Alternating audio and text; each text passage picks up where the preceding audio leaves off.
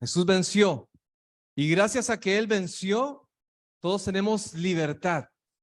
Tenemos libertad. Amén. Amén. Amén. Tenemos libertad. Vamos a orar en esta hora, pidiéndole a Dios que nos bendiga en este tiempo de reflexión. Pedirle que Él sea el que dirija en esta hora al estudiar su palabra. Amado Padre que estás en los cielos, alabamos y bendecimos tu nombre en esta hora y te damos las gracias por tanto amor, Señor. Gracias porque tú nos amas, porque siempre nos amarás, Señor. A pesar de nuestros errores, a pesar de nuestras rebeldías, tu amor prevalece para siempre, Señor. Gracias porque has vencido y nos has dado la corona de la victoria también para poder celebrar contigo por la eternidad. Permite que en esta hora, Padre Celestial, podamos disponer nuestra mente y nuestro corazón y que todo, Señor, lo que hagamos acá siempre sea para exaltar y glorificar tu santo nombre. En el nombre de tu Hijo amado Cristo Jesús, Padre, lo pedimos. Amén. Amén. Hay un pensamiento, tal vez un pensamiento que usted en algún momento ha escuchado de Martin Luther King, que dice: la libertad nunca es dada voluntariamente por el opresor, debe ser demandada por el oprimido. Hoy vamos a estar hablando un poquito acerca de la libertad. Y quisiera hacer referencia contando algunas situaciones históricas. Quizás ustedes han podido ver a lo largo de la historia, y una de las más horribles, ¿no?, historias que podríamos considerar fue la que se dio en algún momento en aquellos holocaustos, en aquellos campos de concentración nazis, donde tantas vidas humanas se perdieron. Se han escrito una gran cantidad de libros, hemos visto una gran cantidad de películas que hablan al respecto. Por ejemplo, yo no sé si ustedes han visto una película que se llama, creo que El niño de la pijama de rayas. ¿Alguien la ha podido ver? Hay otra que se llama El pianista. También, ¿ah? ¿Sí la han visto? Otra muy conocida es La vida es bella. ¿La han visto esa? Esta película, déjenme contarles un poquito de spoiler, ¿verdad? Para los que no la han visto, tal vez voy a intentar no darles tanto para que la puedan ver. Esta película fue desarrollada más o menos en el año 1997. Allá es una película italiana, un largometraje de este cineasta Roberto Benigni. Resulta que en esta película cuenta una historia real de un hombre llamado Rubino Romero Salmoni. Este hombre fue el que experimentó todo lo que en esta película se narra. De hecho, él escribió un título, ¿verdad?, sobre este tema del holocausto, que se llamó, el libro se llama Al final derroté a Hitler, ¿verdad? Y en este libro cuenta un poquito acerca de su experiencia. Bueno, en esta historia de La vida es bella, la historia la interpreta un hombre llamado Guido, ¿verdad? Este hombre llamado Guido era un joven de origen italiano, pero también tenía sus raíces judías. Así que en el trabajo conoció al amor de su vida, llamado Dora. Dora era una mujer hermosa, bellísima, pero esta mujer ya tenía ahí una casi que una relación, estaba comprometida con un hombre que era un fiscal, ¿verdad? Un funcionario fiscal llamado Rodolfo. Así que ya por ahí esa mujer ya tenía un compromiso con este hombre, ¿no? Que tenía de cierta manera algún vínculo, porque era fascista, ¿verdad? Con los alemanes, con los nazis.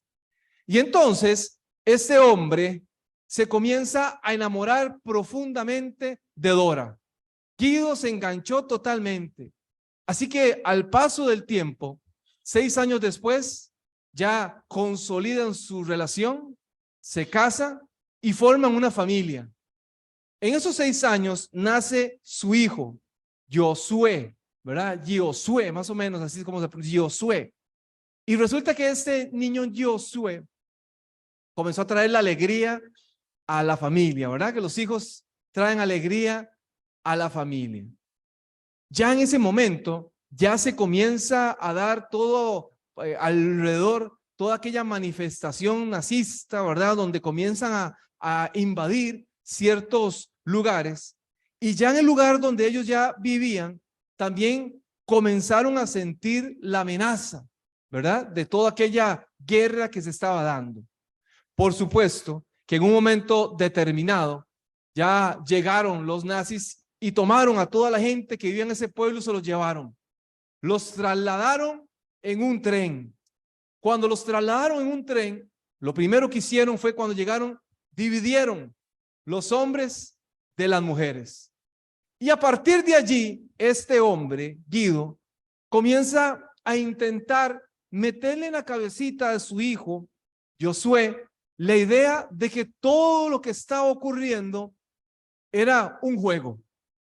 Y que entonces, al final, la persona que ganaba o los que ganaban el juego, el que llegaba a 1000 puntos, podían obtener un tanque real.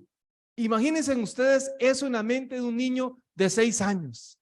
Así que él le comienza a explicar, claro, ya para ese momento no era sencillo vivir, ¿no? La gente sobrevivía. Ellos incluso fueron testigos de que muchos de sus conocidos, de las personas que vivían cerca de donde vivían ellos, habían sido ya aniquilados, les habían quitado la vida. ¿Por qué? Porque incluso no se consideraban mano útil, mano de obra útil. Y entonces, como los nazis no los consideraban mano de obra útil, lo que hicieron fue que los liquidaron, los mataron. Así que Guido comienza a hablarle a su hijo y a contarle que iban a pasar un montón de pruebas. Y en ese montón de pruebas iban a tener que pasar hambre, iban a tener que pasar necesidades físicas, pasar frío. Ya en ese momento ya la mamá de aquel niño ya no estaba con él. Y entonces también él le decía, mire, si usted no llora por mamá, te van a dar puntos extras. Si usted no se queja con los guardas, es más, si usted se esconde y los guardas no lo ven a usted, vamos a obtener también puntaje extra. Así que, por supuesto, aquel hombre tenía que llevar el peso de lo que realmente se estaba viviendo. Veía las opresiones, los maltratos, las aniquilaciones de gente sin sentido. Pero aquel hombre estaba dispuesto a cuidar la mente de su hijo. Tomó un sacrificio, ¿verdad? Y tomó el sacrificio de poder asumir un montón de cosas para que su hijo estuviera bien. ¿Quieren que les cuente el final de la historia? ¿La quieren ver? Mejor la quieren ver, ¿verdad? ¿Sí? Aquí es donde considero lo importante que es el tema de la libertad. Y hoy vamos a hablar un poquito acerca del tema de la libertad. Quizás nosotros no nos hemos expuesto posiblemente a tal escenario. Pero todo lo que vivió aquella gente fue algo trágico. De hecho, se dice que existieron más de 25,000 campos de exterminio en diferentes lugares. Más de 8,000 judíos eran muertos diariamente, para un total de 3 millones de judíos en todo aquel holocausto.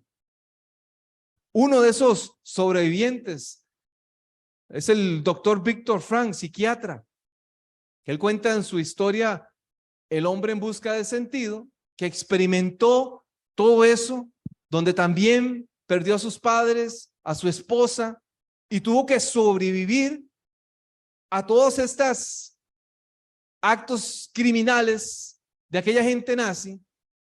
Y él en aquel momento decía, ¿qué necesito yo para poder sobrevivir esto? Y él decía, necesito encontrarle propósito y sentido a mi vida.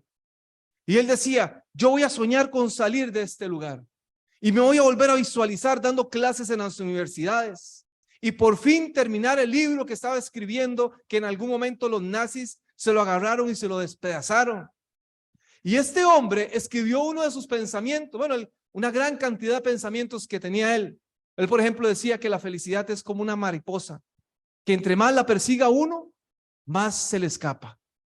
Y entonces escribe una frase que decía: nuestra mayor libertad humana es que a pesar de nuestra situación física en la vida, siempre estamos libres de escoger nuestros pensamientos. Y él hablaba acerca de la libertad de los pensamientos. ¿Sabe que si miramos hacia el pasado, hay mucha gente que todavía es esclava de sus pensamientos, de situaciones que han enfrentado en el pasado, de quizás situaciones adversas que les ha marcado y no han podido ser liberados a pesar de que ha pasado tanto tiempo? Porque son esclavos del pensamiento. En Testimonios para la Iglesia, en el año 1873, la hermana Elena escribió: tratar con las mentes humanas es la obra más delicada en la cual los seres humanos estuvieron alguna vez ocupados. Trabajar con la mente humana. Es que allí es donde surge todo. Es que aquí en el pensamiento es donde se deriva todo. Más de 60,000 pensamientos tenemos nosotros al día. 60,000 pensamientos diariamente. Y algunos dicen que han intentado investigar, ¿no? Algunos dicen que posiblemente el 95% de esos pensamientos son pensamientos del día anterior. Y que de esa cantidad de pensamientos, de esos 60,000 pensamientos que usted tiene al día, más del 85% son pensamientos negativos. Noten ustedes la importancia que es darle libertad a la forma como pensamos.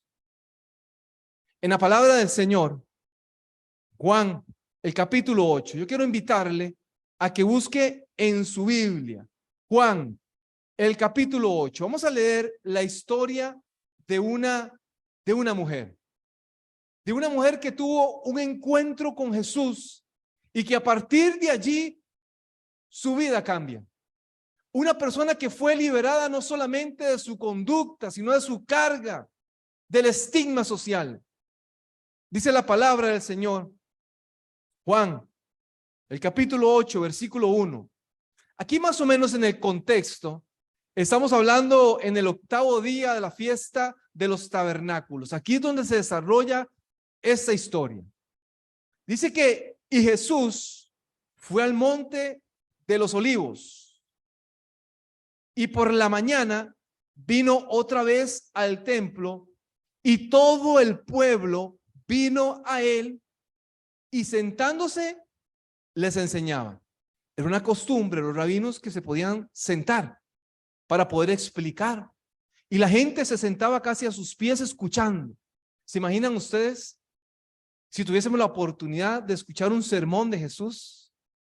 La profundidad que le podía dar, el contenido que le podía dar a lo que quería expresar, debía ser maravilloso.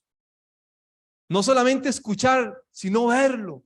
Esa comunicación no verbal, ¿verdad? Que existe en los comunicadores, que expresan, que lo introducen a uno en una historia, que lo seducen, que lo enganchan. Jesús se sienta a hablar con aquella gente. Y dice la palabra en el versículo 3, entonces los escribas y los judíos, y los fariseos, le trajeron a una mujer tomada en adulterio y poniéndola en medio, le dijeron, ¿cómo lo trataron? Maestros, imaginen ustedes esos escribas fariseos, por eso Jesús les decía, fariseos hipócritas, porque ellos vivían de la apariencia. Se acercan a Jesús como ovejas y le dicen, maestro, ¿verdad? Son lobos con piel de oveja. Maestro, esta mujer ha sido tomada en el acto mismo del adulterio. Y en la ley de Moisés,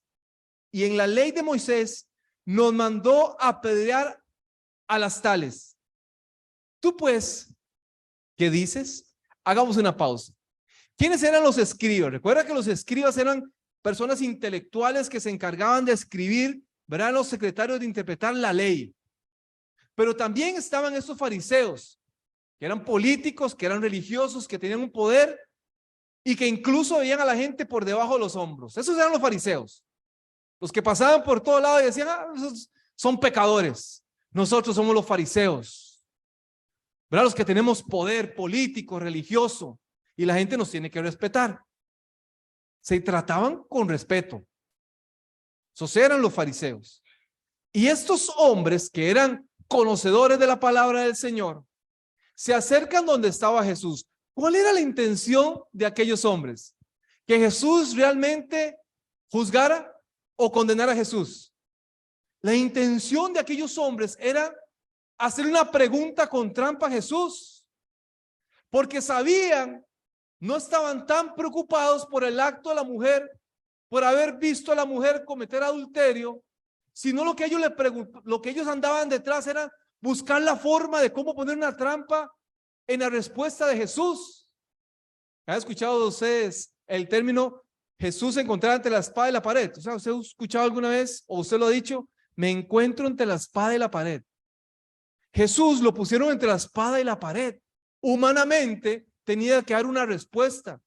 ¿Qué hacemos?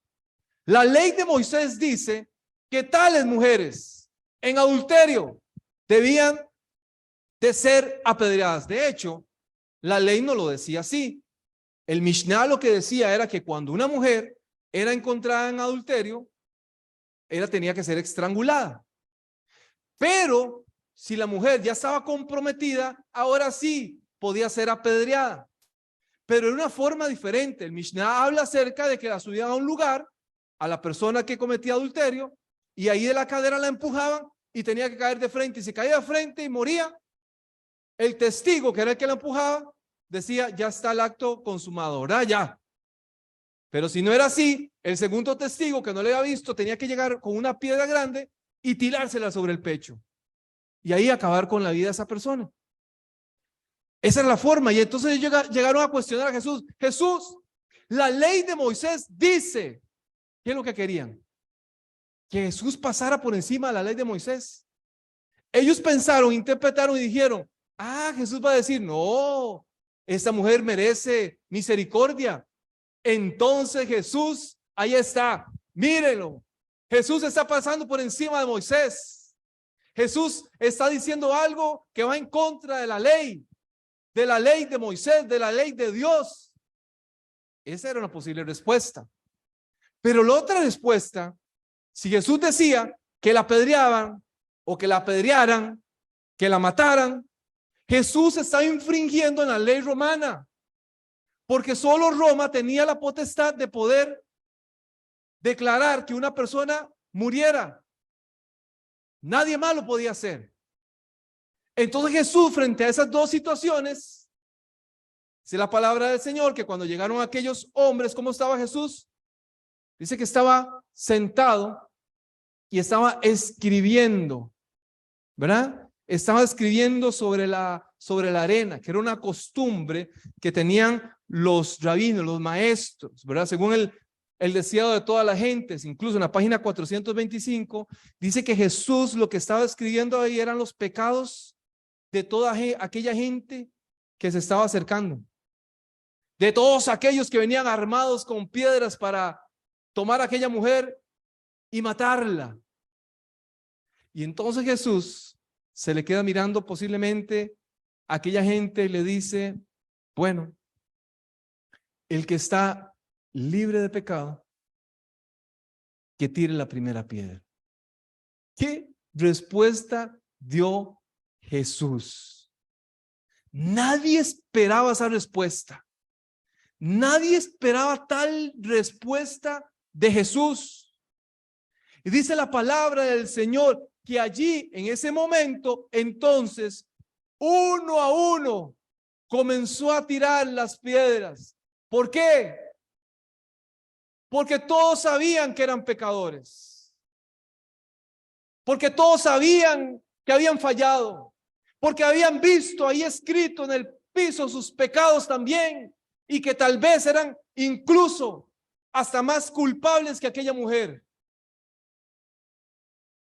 Y Jesús Dice la palabra que al ver que todos se fueron, encontró a aquella mujer, la miró allí donde estaba llorando, afligida, quebrantada, señalada, maltratada. ¿Se imaginan ustedes? No era necesario tal acto público. No era necesario, no era justificable. Es más, estos hombres tenían que cumplir un protocolo, y el protocolo era que tenían que llevar a aquella mujer a los tribunales.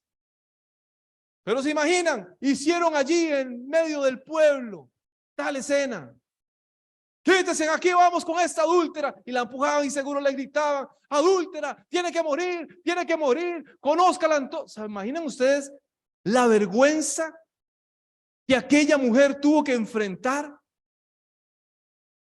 ¿Se imaginan ustedes el ser señalado públicamente, expuesto públicamente? ¿Se imaginan ustedes que ustedes, cuando pequen, los traigamos aquí al frente, les digamos, miren, ese es el pecado de Reina, con Jack, que no lo saca a pasear? Que públicamente a usted lo expongan, ¿cómo se sentirían? Jack es el perrito de Reina, por aquello que los que nos están viendo por video. ¿Cómo se sentiría usted que le señalan y que le digan pecador, pecadora? Que la expongan públicamente. ¿Se imaginan ustedes lo que es quitarse ese estigma social? A David, el rey David, le costó, ¿no? El hombre conforme al corazón de Dios.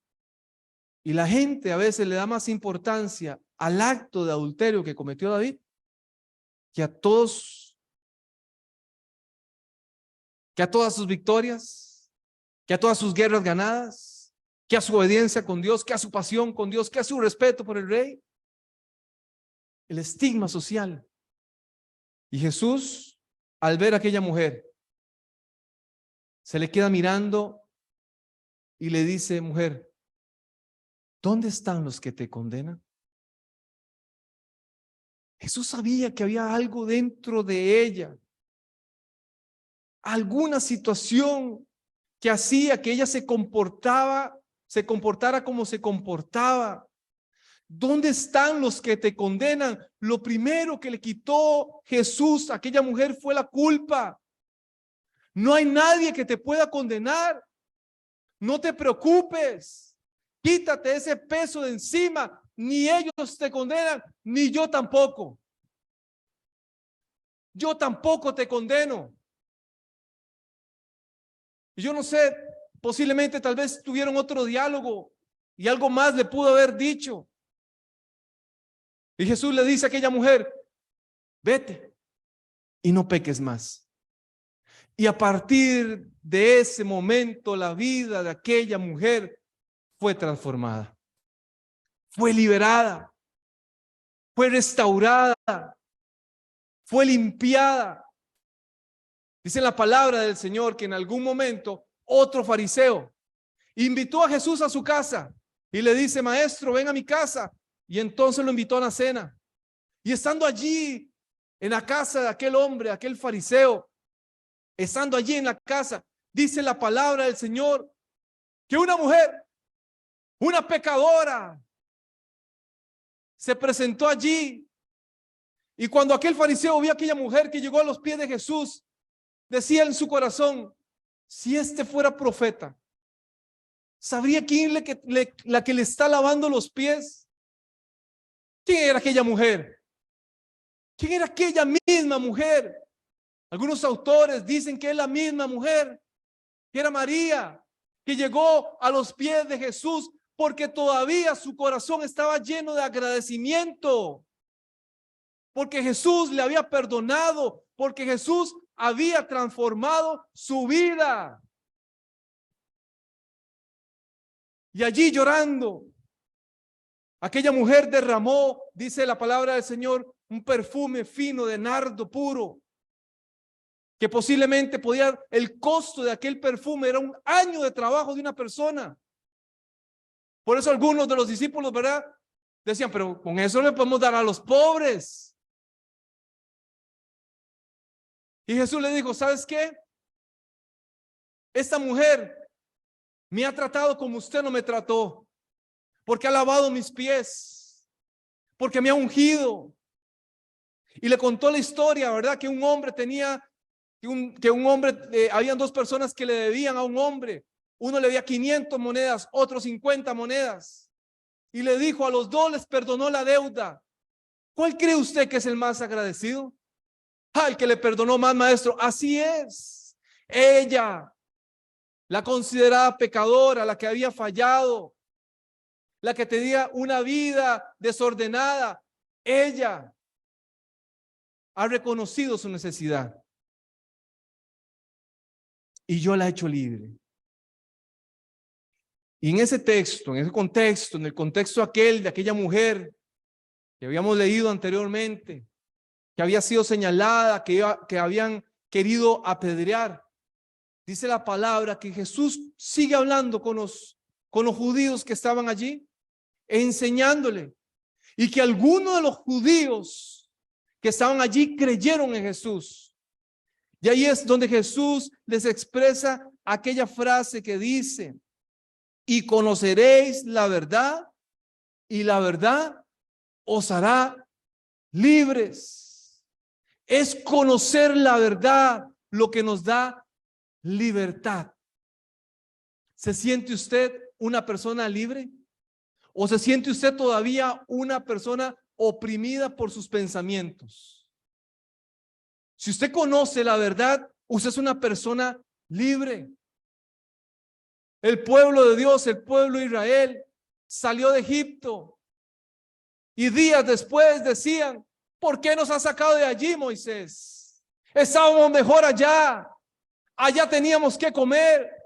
Allá teníamos nuestras ollas con carne. Allá disfrutábamos de todo. Pero allá eran esclavos. Querían nuevamente volver a la esclavitud. Y hay personas que Jesús les ha restaurado, que les ha hecho libres, que les ha quitado el yugo del pecado. Pero quieren seguir viviendo igual. Pero quieren seguir siendo esclavos del pecado. Pero no le permiten a Dios que haga una obra transformadora en sus vidas. Impresionante el ser humano.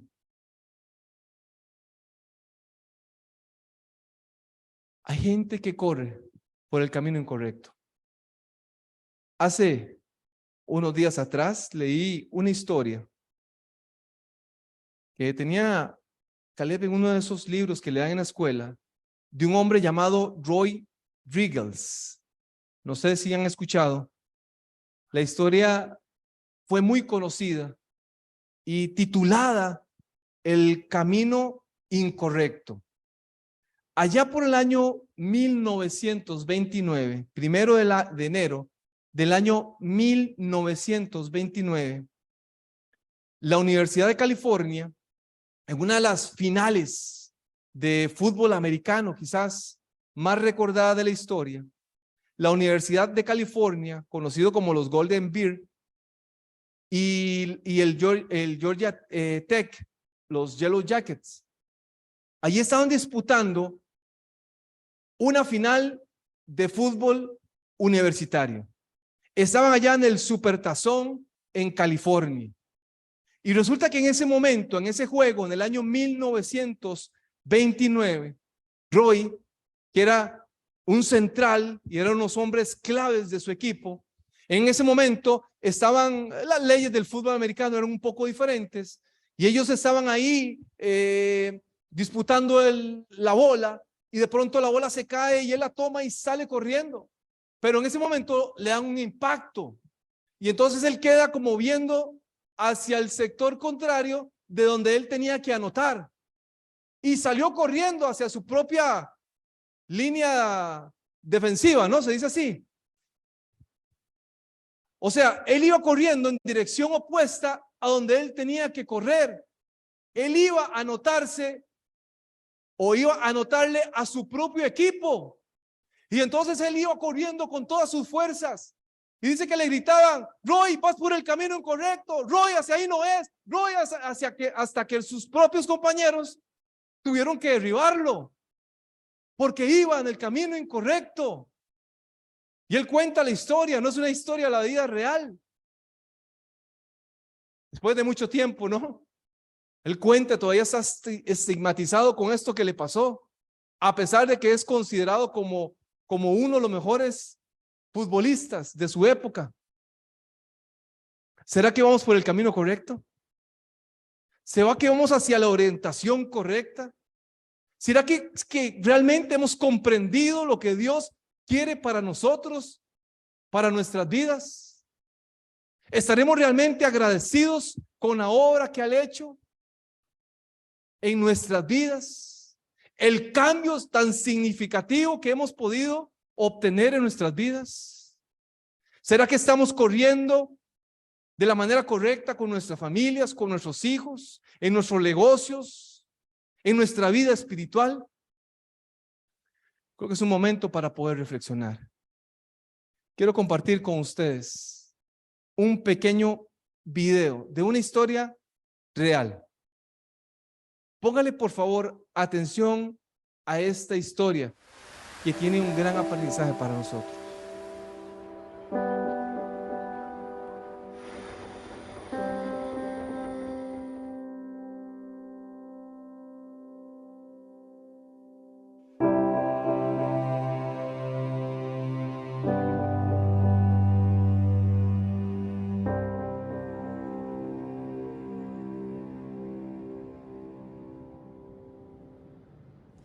This is his scrapbook.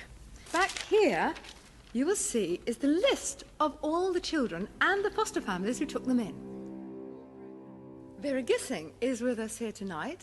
Hello, Vera. And I should tell you that you are actually sitting next to Nicholas Winton. Hello.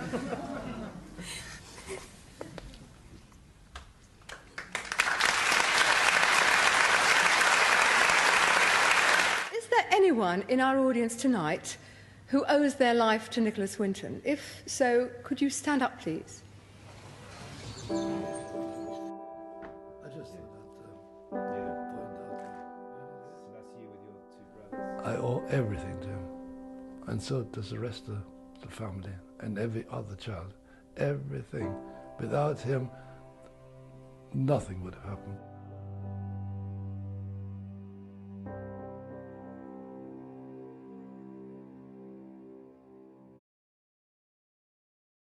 ¿Lo vieron? En aquellos campos de concentración, lo único que tenía en su mente era salvar a la mayor cantidad de niños posibles. 669 o 70, no sé cuál, 700 al final, no sé. Pero una gran cantidad de niños tuvo la oportunidad de rescatar. Y en aquel momento, cuando en el año 1988, aquella periodista lo hizo público, él no sabía que se encontraba alrededor de todos aquellos, o de la mayoría, ¿verdad?, de los niños que en algún momento había salvado. ¿Escucharon ustedes el testimonio de aquel hombre que decía: le debo mi vida a él? ¿Saben? Tenemos un Padre maravilloso que estuvo dispuesto a dar a su hijo, que estuvo dispuesto a entregarlo todo por amor. Aquel hijo asumió el reto de morir por una humanidad que no merecía tener la oportunidad de vivir. Un ser humano que constantemente busca hacer lo malo o ser rebelde a ese Dios creador que le ha dado todo, que le ha ofrecido todo. Aquel Jesús nos ha dado la victoria. Aquel Jesús que venció nos ofrece vida eterna. Aquel Padre celestial que ha escrito su nombre en el libro de la vida, donde en algún momento nos presentaremos delante de Él y podemos agradecerle por la eternidad, por todo lo que ha hecho por nosotros. ¿No es eso una maravillosa muestra de amor? ¿No es eso el comprender que nuestro Dios nos ha dado libertad plena para que podamos vivir de acuerdo a su voluntad y a sus propósitos. Eso es lo que Dios espera del ser humano, que entienda en qué consiste su plan de redención. Y usted y yo estamos en ese plan. Así que, ¿qué le parece si en esta hora le damos gracias a ese Padre maravilloso por esa muestra de amor que tuvo para cada uno de nosotros, por enviar a su Hijo, y a ese Hijo maravilloso, amado Jesús, que estuvo dispuesto a entregar su vida por nosotros, agradecerle por ese enorme sacrificio? Pongámonos de pie en esta hora y vamos a terminar con una oración. Una oración de agradecimiento a nuestro Padre Celestial. Una oración de gratitud por lo mucho que nos ha dado. Le invito, por favor, a que oremos. Amado Padre que estás en los cielos, gracias, Señor, porque hoy hemos escuchado tu verdad. Permite, oh Padre Celestial, que tu verdad nos haga libres. Permite, oh Dios, que podamos atesorar estas verdades en nuestros corazones. Quítanos, Señor, como quitaste en aquella mujer el peso de la culpa, el peso de la tormenta que el pecado ha creado en nuestros corazones, en nuestras mentes. Restaura nuestras vidas, oh Señor, y ayúdanos a vivir con gratitud. Ayúdanos, Señor, a ser agradecidos por lo que has hecho por nosotros, Señor, y a valorar la libertad que nos has dado. Gracias, Jesús, porque en ti somos más que vencedores, porque tú has vencido. Gracias porque has compartido tu victoria con nosotros. Permite que nuestros nombres estén escritos en el libro de la vida y que algún día, cuando tú vengas en la gloria con tus santos ángeles, podamos estar contigo por toda la eternidad. Gracias, Señor, porque tú nos amas. Gracias por ese amor incondicional que tiene para cada uno de nosotros. En el nombre de tu Hijo amado Cristo Jesús, oramos en esta hora. Amén y amén.